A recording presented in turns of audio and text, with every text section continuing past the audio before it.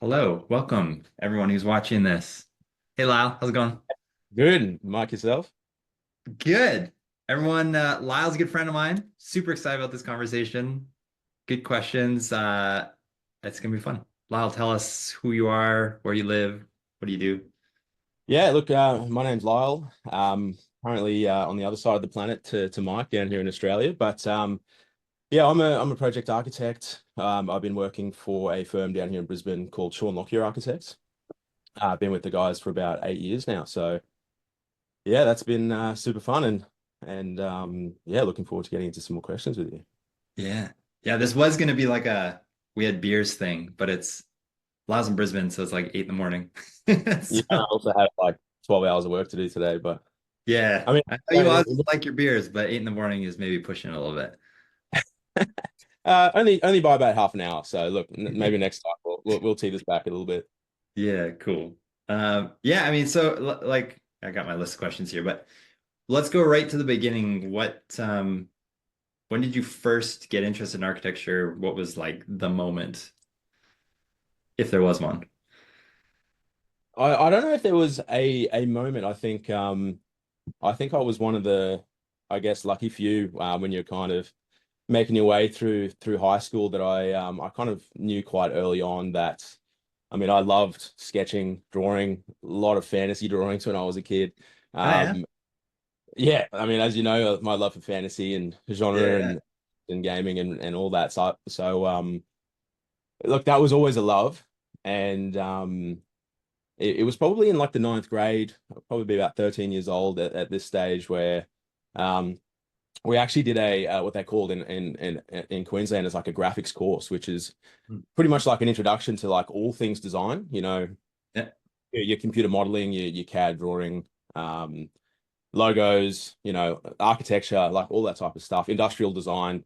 And it was Cool. probably like during that course where I was like, yeah, hang on a second, like, this world of architecture, which can sort of encapsulate the drawing aspect, the design aspect, all those things that I liked as a kid. All of a sudden kind of, I guess, hooked me in that year. And there's two projects which maybe, you'd probably say is the moment with these two projects that we did in grade nine was one of them. I think the first one was design your own dream home, right? Which is like, Did that as a too. high school, Yeah. like to design your own home, pretty much the most open-ended assignment you can ever have. Yeah. And kind of spent the next 2 months just drawing this incredible home, and kind of remember it had like this basement bunker type thing with like pools and like waterfalls and all that and a massive TV. Yeah. And I was like, hang on a second, this is pretty cool. And I mean, it was pretty cool at that stage because you don't have to think about anything else except this like Oh, optimal it doesn't design matter. that your 13-year-old self would just love if they're, were an adult. Yeah. And the second project was design your own restaurant. Like, if you were going to open a high-end restaurant, takeaway, whatever, like Yeah. choose a spot and then just let's see some plans. And, for me, that was just that's it. Like Okay. I'm all in on this. And if this is a field for me that I can be in, Yeah. uh, I think I'm going to work towards it. So, I mean, in one respect, it's kind of nice being, quite young in high school and knowing exactly what you want to do because you can kind of just Yeah, set your sure. mind to it and work towards it. So, yeah, yeah. So, it's been a long run, but I can honestly say, yeah, there was probably never an option for me, which is pretty special.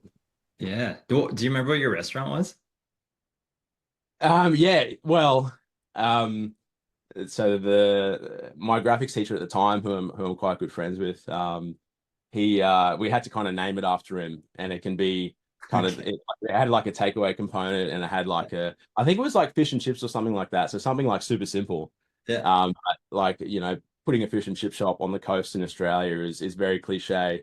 Yeah. Having this big like open rooftop terrace where you can smash some fish and chips and some beer, I think Yeah. was pretty much the start of it. And I'm sure I probably still have some sketches. So if we're gonna go round two for this, we can probably show you guys I where it all. know. I wish. I did the same thing, the Dream Home thing, and I have no idea where my sketches ended up. I wish I had them. I was like, maybe I can get some stuff out for today, but honestly, I've got piles that are just Yeah, so yeah, thick. But anyway, I'll try to get some stuff scanned and I can at least show you. yeah. I love that you had the same thing. Like, so my dirty secret is like I had a CAD course too, but Yep. there was like 4 or 5 of us that took turns doing the assignment, and then we'd send because it's CAD, right? Like it's Okay. Yeah, so we'd send it, but then our teacher pulled us in one day and was like, "Hey, all of you made the exact same mistake." And we are like, "Oh no." Busted. Yeah. So Busted. that's my Yeah, CAD story. I feel like when I was in back in high school, it was I mean the nice thing was is that I mean our school all had individual CAD licenses, but it wasn't like AutoCAD that we're so used to now. It was I think it was like Technicad or something like it was a Oh, budget friendly version of AutoCAD, yeah, but yeah. I guess still a nice introduction into it. Yeah. Nice. So okay, so you go through high school, you know you want to do this thing. You go into architecture school. Yeah. Everyone watching this who's been to architecture school, they know what architecture school is like. But what was your what was one of your favorite parts about architecture school? What did you like about it? I know when I was reading some of your questions, I was like, oh, I mean, and I'm sure that everyone has such a broad experience with architecture school, right? So, I feel like we could do 2 or 3 hours just talking about architecture school in general and Well, wait, people's so experience. first though, because I love this, first tell us like what is the first assignment you do? Because I think that's the coolest thing. I think you and I have spoken about this. I'm so sure that we spent 3 days learning how to do cursive handwriting at Okay. architecture. Yeah, yeah, So, yeah. you know what? I think it actually cut the class like in half in terms Yeah, of size. yeah, Because people were like, you know what? I've dropped out of law school for this. Like, what am I doing? And yeah, some of us were like, okay, well, let's just run with it. Let's see where this goes. And I yeah, think the part was like 3 days of handwriting. There was a couple of days of making like a paper hat, yeah. and then that was like your first week of architecture school. So honestly, coming home and trying to explain to the parents what I've just done for a week was Yeah. interesting. But I think So my wait, my so when was the like cardboard structures that was thing? number three. That was number three. So Oh, okay, they gotcha. cut the Cool. class in half first with the paper hats and the handwriting.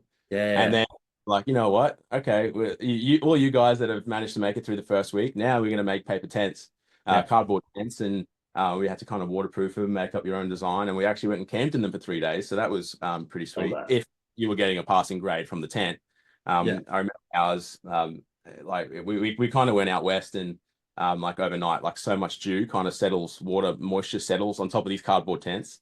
Yeah. Um, so for hours, like for the first 2 hours of the morning before the tutors came around to do your marks, we would prop our tent up with a stick and then we'd Yeah, yeah, wait for it to dry again. So you wouldn't yeah. see this like outrageous dip in the middle of it. Nice. Uh, but yeah, so that was the third assignment, and that's when things started to get pretty cool.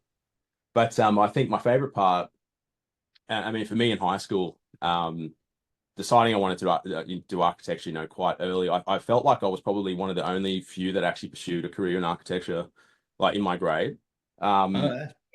I guess when you turn up to uni for the first day and you're like, okay, there's like 700 people here who all share that same, sort of love for it. I think that was probably the favorite part, right? Like all of a sudden you're in it with, you know, probably 500 people by the time, some had dropped out that just, shared that same passion for design and, Yeah. um, being able to just, you talk about it, you're just in it now. I think that was probably one of the favorite parts.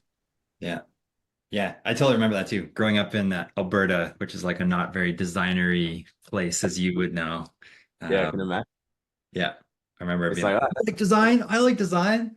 yeah, yeah, exactly. Are we going to be friends? It's like that's as easy as it needs to be. So Yeah.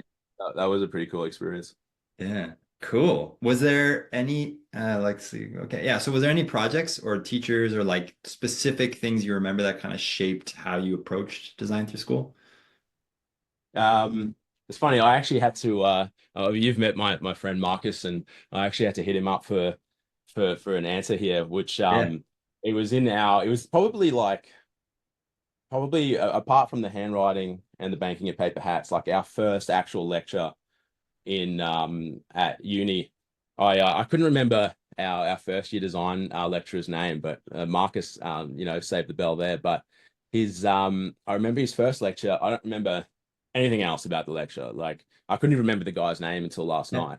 Yeah. And I just remember him just saying, you know what, at the end of the day, the only thing we want you guys to leave architecture school with is critical thinking. And like you remember at that time being like, yeah, okay, that's easy. Like, all right, let's see how this goes. And it actually, I mean, it probably spent probably the best part of the bachelor degree and the master's degree kind of trying to figure out what your own opinion is Mm. in regards to the architecture profession, right? Because it's Yeah. so easy to come in when you're young and be like, oh, I like that, I like that, like that's awesome. I don't know if I like that, but trying to understand why you like it, maybe why it's successful, maybe why it's not successful.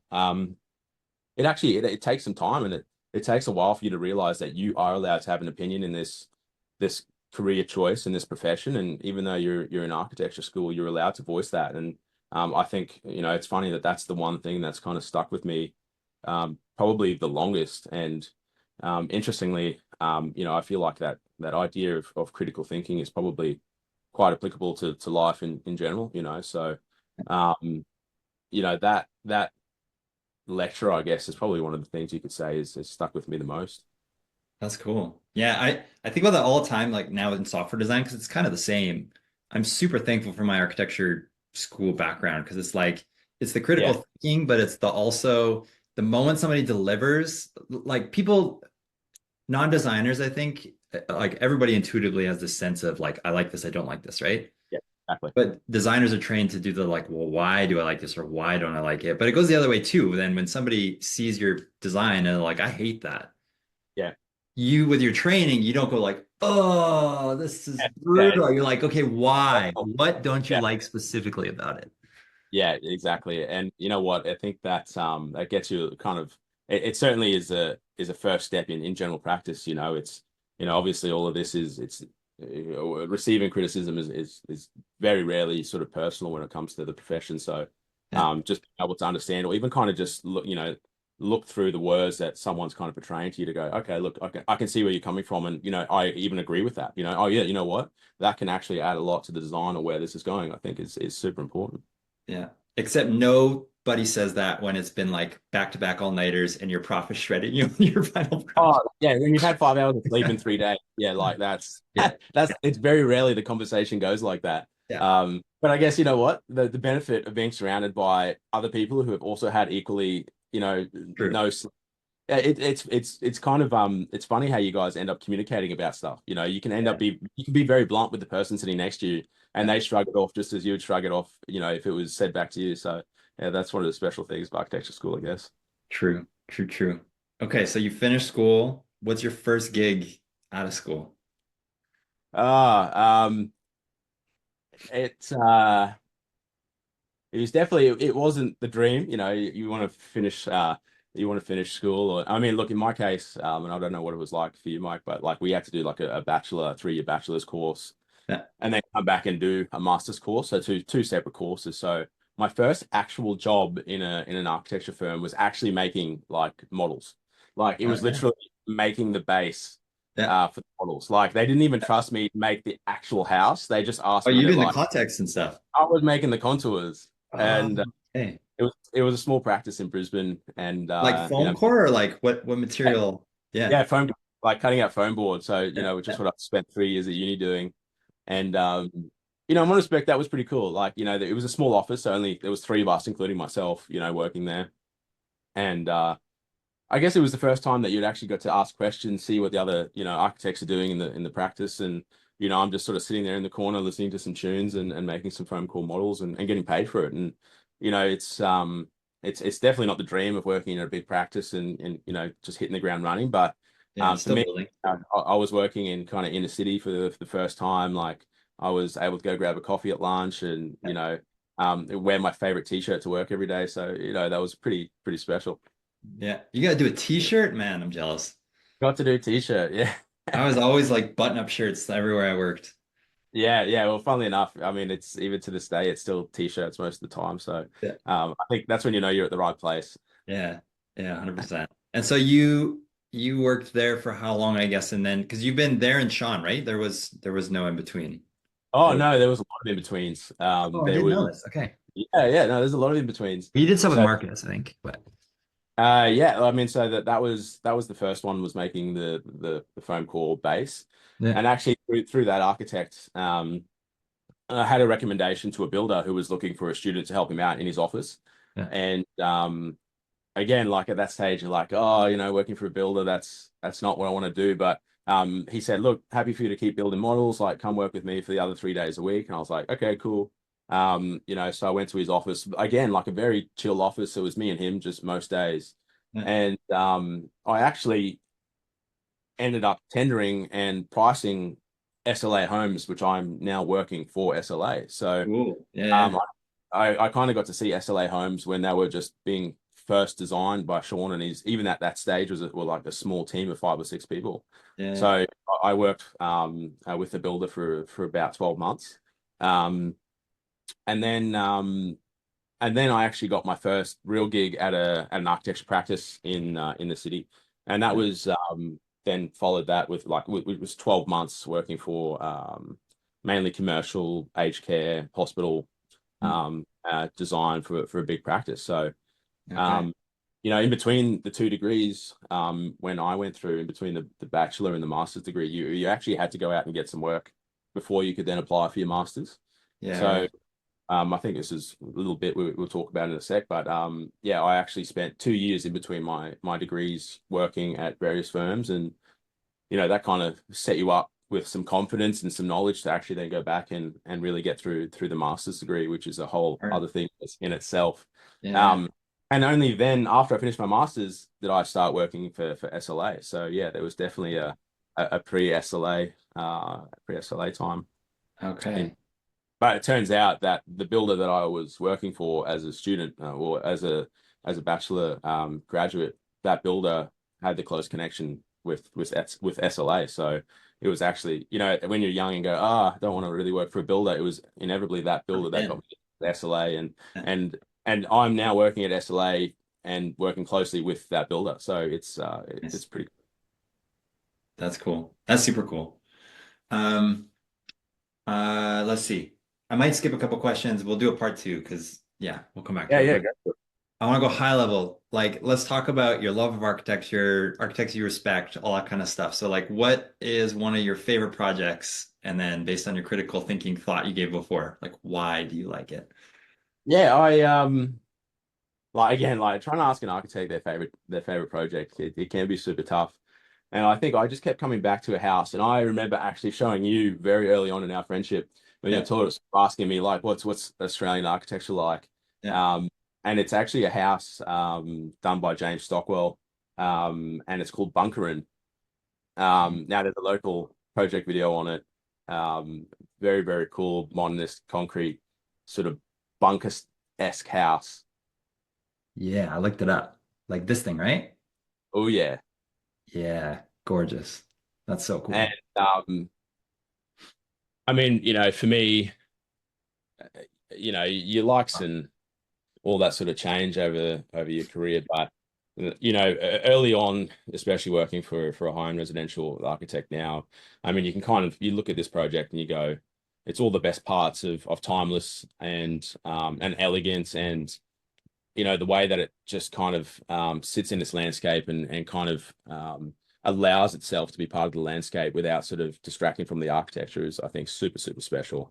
I mean, you Yeah. can look at that home now, you look at it in 10 years or 20 years when the landscape is just taken over, and then you just go, look, you know, it's it's just such a timeless piece. And I think, in the video, the architect goes through and just says, the home is not trying to be anything else other than a home for its residents. And I think, it's super kind of refreshing to see, I guess, that what the architecture is incredible, but the architecture has almost come second to what a home needs to be for its residents. And at the end of the day, when we're designing for clients, it's super important that you kind of understand what they're looking for in a home first, and then allow the architecture to do the kind of the work that it needs to. So and that home, we'll do this in round two, but you should check out. There's like a basement that has actually been like carved. It's a wine cellar that's been carved like I into the do side. remember this house. Yeah, And yeah, that yeah. I do remember show, this. Okay. and you Got it. just go, like, that's unreal. I mean, the experience from the builder and the foresight from the architect, I guess, to make that space work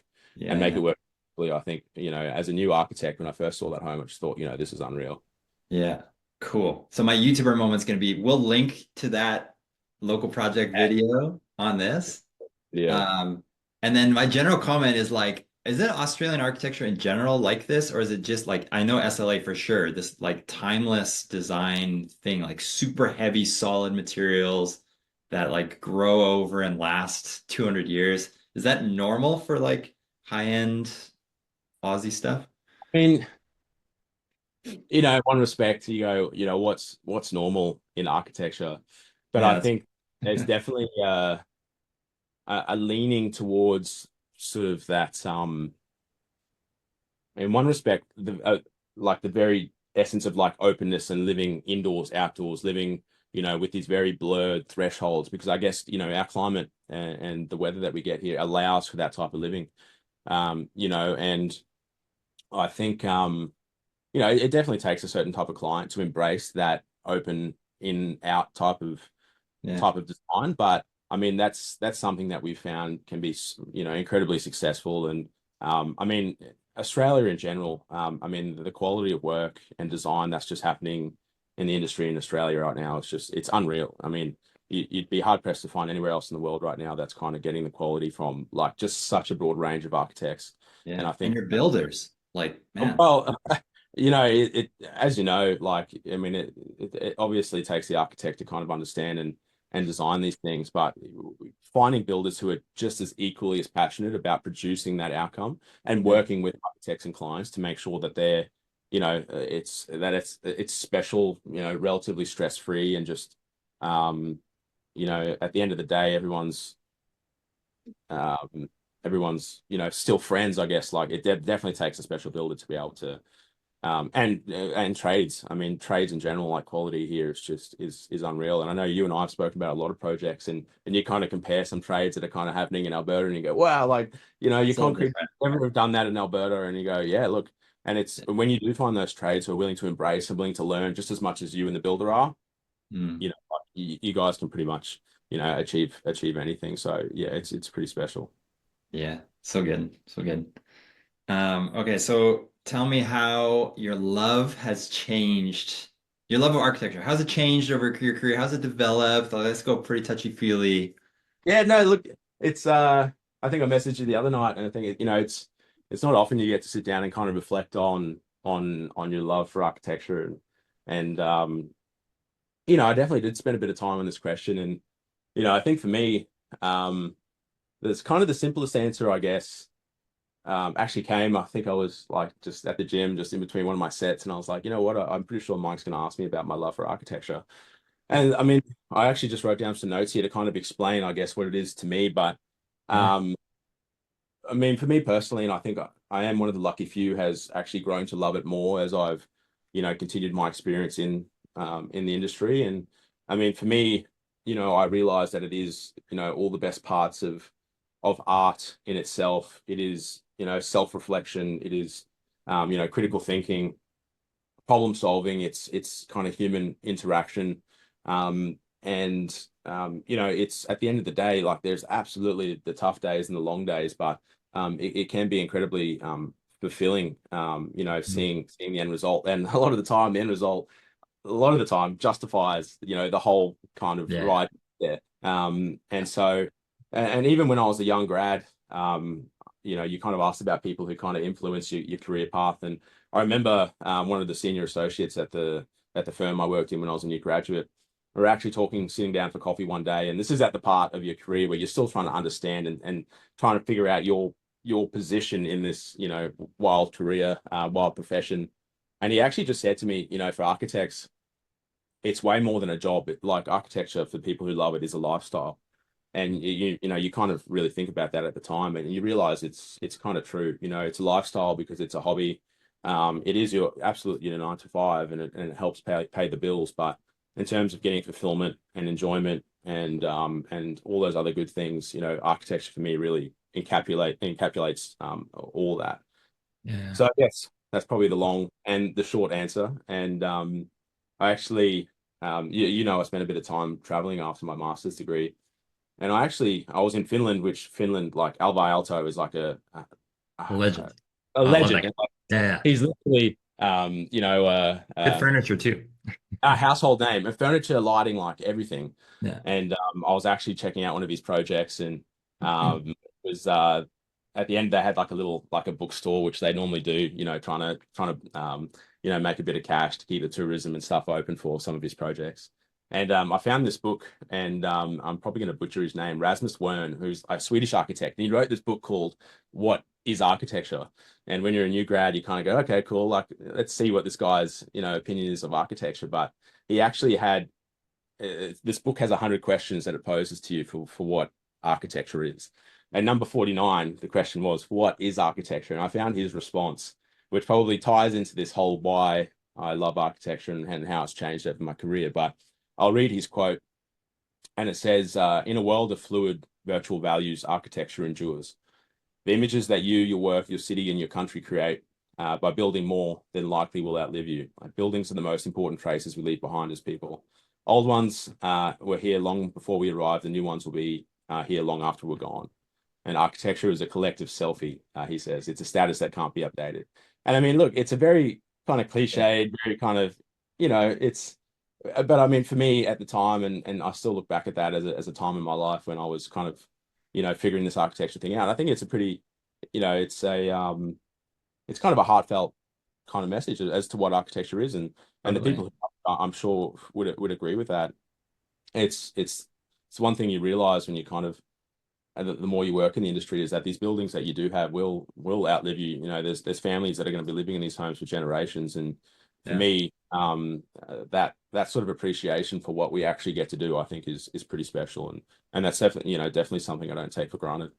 Yeah. Yeah. Yeah, I love that. There's a building. I probably told you about it. I tell everybody about it. There's a building I designed on Gateway Oh here. yeah, And yeah, yeah. Lisa gives me a hard time. Every time we drive by, Lisa's like, who did that building? You like, You because figure it out. every You time we go by, I'm absolutely have. like, Yeah. but it's true. I mean, that's the cool thing. It's like you build a But thing and it's there.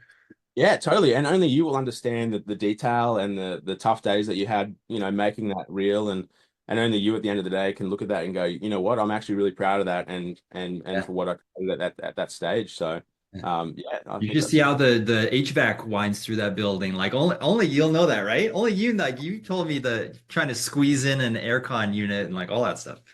oh yeah. I mean it gets unreal. I mean, I was actually I'll flick you this little detail that I was thinking of the other day, and I'm sure you're gonna go like, how does that all fit in there? And I was like, well, I hope it does. At the end of the day, that's all you can do. But Yeah. uh yeah, look, that's a special part of it for me. Yeah. So the last bit I'll add into that is just kind of what we're saying now. It's just the appreciation for all the small things that goes unseen when these projects become a real thing. Yeah. It's not often a lot of people will get to appreciate what goes into it, but you know what? Sometimes the hardest thing about the houses that we design, when we're aiming for simplicity, simplicity is not easy, and simplicity takes a lot of work. So it's the appreciation for me now, even when I look at that project by James Stockwell, it's just the Yeah. appreciation for all the work that must have gone in to make that a real thing. Yeah. Cool. Man, I wish we had more time. We're gonna have to wrap, I think, right now, but let's do this again. My last question would be, no worries if nothing, but is there anything you want to plug, put out there, say as your final bit? Look, nothing. I've probably spoken enough for today. I mean, Mike, I really appreciate it, being involved, and obviously just taking the time to look back at architecture in general, which you don't often, in the busyness and the stressful days and the long days, you don't often get to kind of appreciate what it is that we get to do. So no, look, really appreciate being involved, and I'm absolutely ready for round two with some of our favorite Canadian beers. Yeah, yeah. So everybody, we said the part two that we keep alluding to is like Lyle's in Australia right now. He'll be back here where I am at soon, and we'll grab some beers and do like a in-person thing. So cool. Also, everyone, check out Sean Lockyer Architects. Lyle's stuff is on there. His stuff's on their Instagram. Really beautiful, amazing work. Check it out. It's really worth seeing. So thanks, Lyle. Thanks, Mike. Cheers.